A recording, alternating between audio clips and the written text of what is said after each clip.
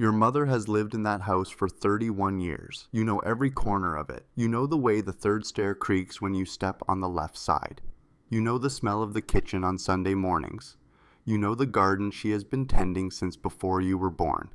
And you have always assumed, the way you assume the sun will rise, that when the time comes, that house will pass to you, that it is yours by right, by love, by 3 decades of family history embedded in every wall and floorboard. You are sitting across from an estate lawyer 6 weeks after the funeral. You are exhausted. You are grieving. And the last thing you expect is for a number to appear on the paper in front of you that makes your throat close and your hands go cold. The lawyer slides the document across the desk, where he explains it calmly, the way people explain things they have explained 100 times before. Before your mother's estate can be distributed, before you receive a single dollar, before the house can be transferred into your name, the Canada Revenue Agency must be paid. The tax bill on your mother's estate is $312,000. It is due within 18 months of the date of death. There is no payment plan. There is no negotiation. And if the estate cannot produce that cash, the house your mother lived in for 31 years will have to be sold to pay it.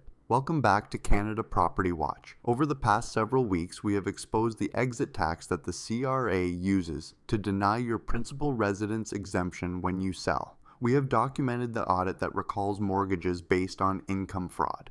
And we have shown you how insurance companies can trigger a bank recall with a single cancellation notice. Today, we are going into territory that most financial advisors are too uncomfortable to discuss, and most Canadians are too superstitious to think about. We are talking about what happens to your family home the moment you die. We are exposing the deemed disposition, the CRA's legal mechanism for treating your death as a taxable sale of everything you own, and we are going to show you exactly how it is draining the generational wealth of Canadian families right now in 2026 in ways that most people do not discover until it is far too late to do anything about it. Let us begin with the foundational misunderstanding that is costing Canadian families hundreds of thousands of dollars every single year.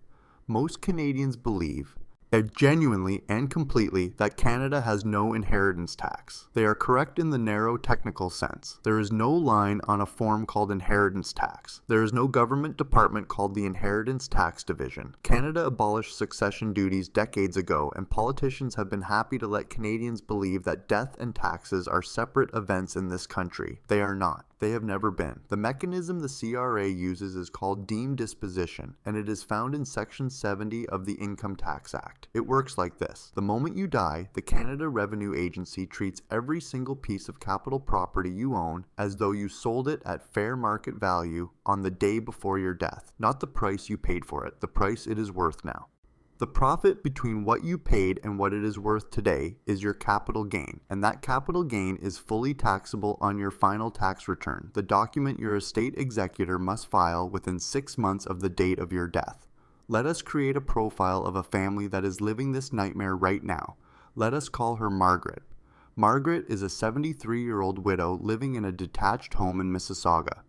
She bought that home in 1989 for $180,000. It is now worth $1.3 million. Margaret also has an RRSP with a balance of $420,000 that she has been building for 40 years. She has a small investment account with mutual funds worth $85,000. Margaret lives modestly. She is not wealthy in the way people imagine wealth. And she does not have cash sitting in a savings account. Her wealth exists entirely inside assets that have grown over decades. Her house, her retirement savings, her investments. Margaret passes away in the spring of 2026. Her son David, the executor of her estate, begins working through the paperwork, and here is where the deemed disposition calculation begins to detonate the inheritance Margaret spent her entire life building. The house. Margaret paid $180,000 in 1989.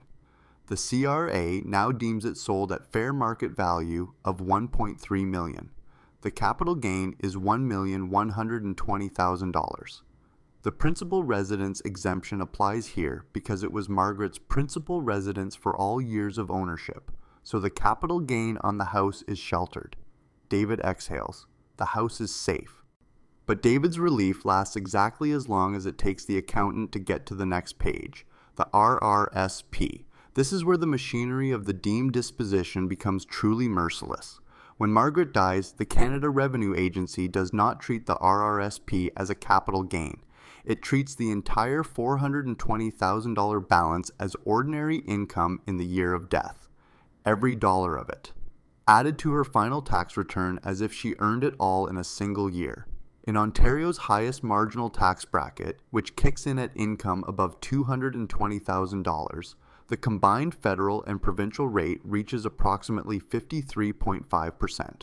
On $420,000 of RRSP income, the tax liability is approximately $224,000. And that money does not exist as cash anywhere in Margaret's estate. It existed as numbers in an RRSP account that the bank will now freeze pending probate. David cannot access it. He cannot sell it. He can only watch while the clock runs toward the 18-month deadline. The investment account, $85,000 in mutual funds that Margaret purchased over the years at an average cost base of $31,000.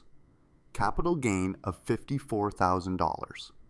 At the 50% inclusion rate currently in effect in 2026, $27,000 is added to the final return as taxable income.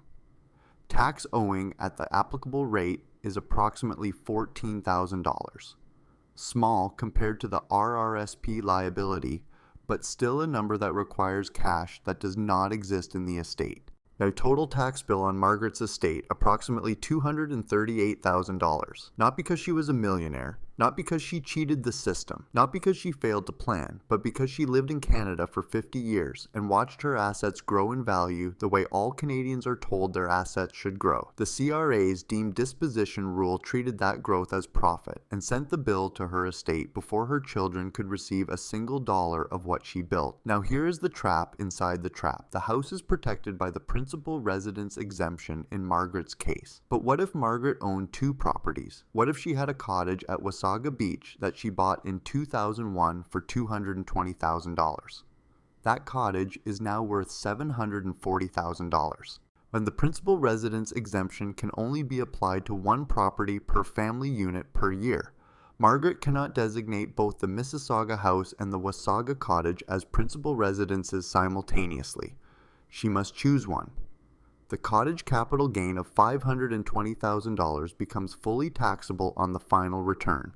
At the 50% inclusion rate, $260,000 of income is added. The additional tax liability on the cottage alone is approximately $138,000. The total estate tax bill now exceeds $370,000, and the only way to pay it without selling the house is to sell the cottage that the family has gathered at for 25 years. The cottage where the children learned to swim. The cottage where Margaret spread her own parents' ashes on the dock at sunset. Gone.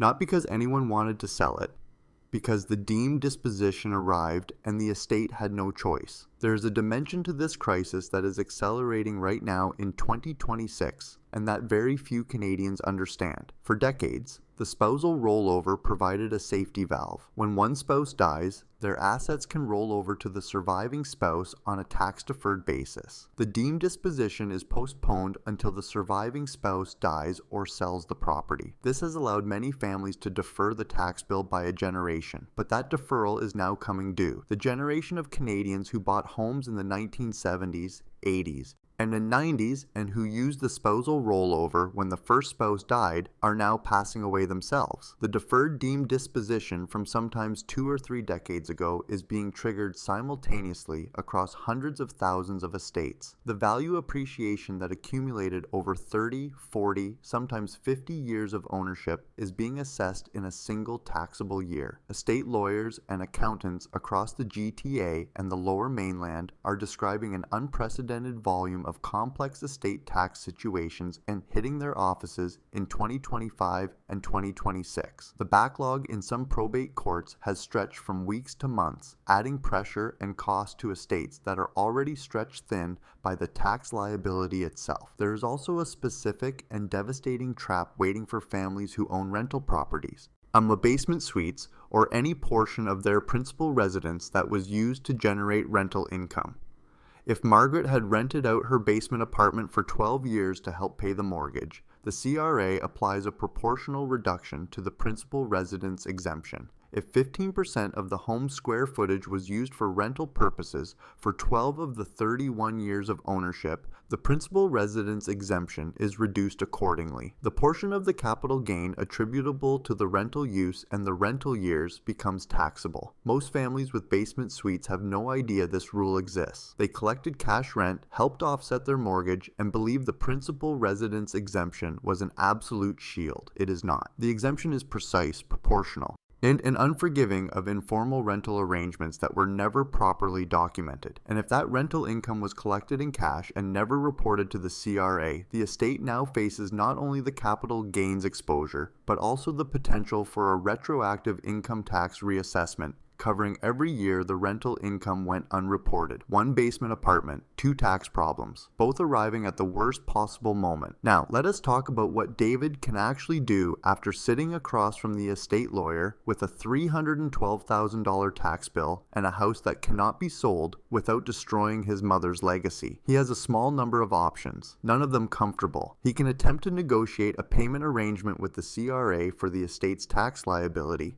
And though the CRA is not obligated to grant one and will charge compound interest on any unpaid balance from the date the return was due, he can apply for a clearance certificate from the CRA before distributing the estate, which protects him as executor from personal liability for unpaid taxes, but requires full payment first.